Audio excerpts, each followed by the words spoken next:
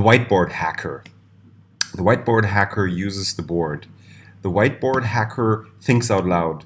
The whiteboard hacker takes action. The whiteboard hacker is confident. The whiteboard hacker keeps it simple. The whiteboard hacker spreads joy.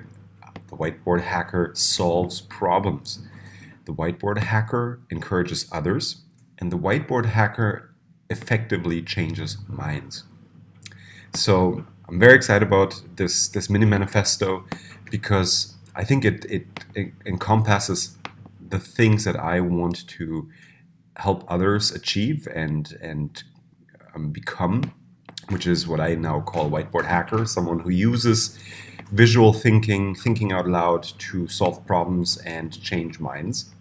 And yeah, let's just quickly go through the each item just to I want to give you a little bit of an idea of what I mean with that. So uses the board. That means using a whiteboard. Very straightforward. When in doubt and everyone is talking in a meeting or at a presentation and everyone is sort of just like, it's all words, words, words. This is where the whiteboard hacker stands up and says, let's unpack this. Let's look at this on whiteboard. It's this moment of initiative that I think is really important.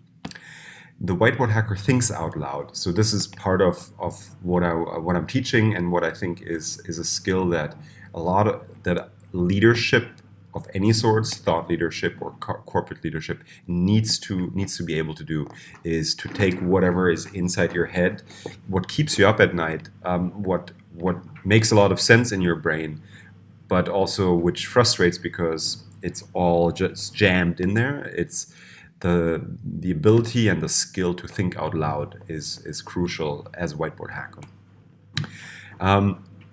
Whiteboard hackers take action. This is relatively self-explanatory, but it's all about taking action, taking initiative, being the person in a meeting, for example, that gets up and says, listen, we've been talking about this stuff for an hour now and we don't seem to be getting closer to a solution. Everyone is just spinning their wheels. Let's take what we're talking about, let's put it in front of us on a whiteboard and use that as our central problem-solving artifact. Taking action requires being confident. So being a whiteboard hacker means that you grow into becoming more confident, which I think is really important and is a birthright of you.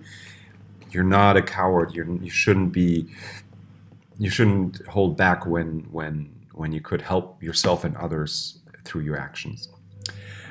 Whiteboard hacking also means to keep it simple. So in the course that I'm building right now, you'll not learn how to be a graphic designer on a whiteboard because it's not about how pretty your graphs are or how pretty your handwriting is or how long you take on the whiteboard to get an idea across. It's about keeping it simple and staying on course and getting to the point quickly. I personally love whiteboarding, and it gives me tremendous joy because it's also a very creative and fun activity. So we'll talk about solving problems and the seriousness of life and leadership and business. That's all real. At the same time, I also want to encourage to have fun and draw a silly doodle next on your whiteboard just to lighten up the mood a little bit. Like not just always. It's not all just black and white. Let's add some color. Whiteboard hackers solve problems. This is a core ability of a whiteboard hacker to be able to take a room full of people who are spinning their wheels and going around in circles and say, let's solve this. And there will be a lot of exercises and techniques that I want to share from prioritization to brainstorming to synthesizing, narrowing down ideas, understanding a system, the problem system, and then knowing exactly where to attack first, which part to solve first. So problem solving, I think, is a great skill, and so it's a core tenet of a whiteboard hacker. I think it's really important to encourage others. So what a whiteboard hacker is not is that star, the smartest guy in the room who's at the whiteboard, who has the chops, who knows how to draw, and sort of does it all for everyone else and is like the rock star. So whiteboard hackers are not it's not about becoming the whiteboard ninja cowboy, you're the coolest guy in the room and you're the only. No, I think being standing up on a whiteboard and making that first, drawing that first box or whatever it is, or drawing that first text should be an encouragement for others to get up and add to this, add to the board.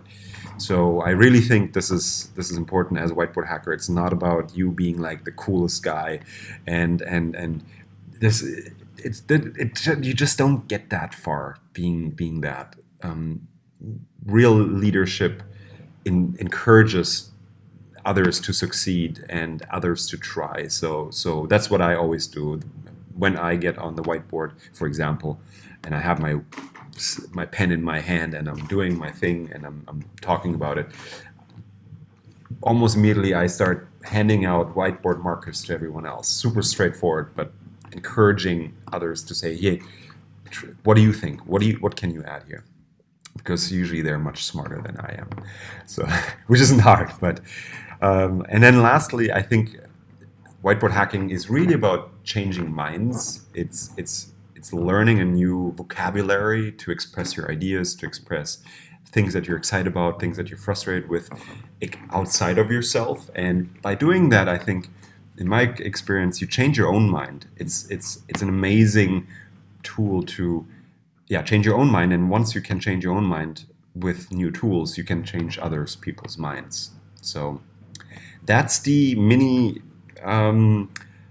manifesto for the whiteboard hackers. And I hope you enjoyed this. I hope this makes sense. And I hope you're as excited as I am about this, because I think it's something that it's a leadership skill and a type of leader that we as a world need. And once we have more whiteboard hackers in the world, I think more problems will get solved faster and people will have more fun, more people will be encouraged to participate, and effectively we can all spend more time doing the things we love because we solve the problems faster. And spend time with your family, spend time with your friends, spend time with yourself. At the end of the day, that's important, and I want to contribute to you spending more time doing things that you absolutely love. So thank you so much for watching, and talk to you soon. Bye.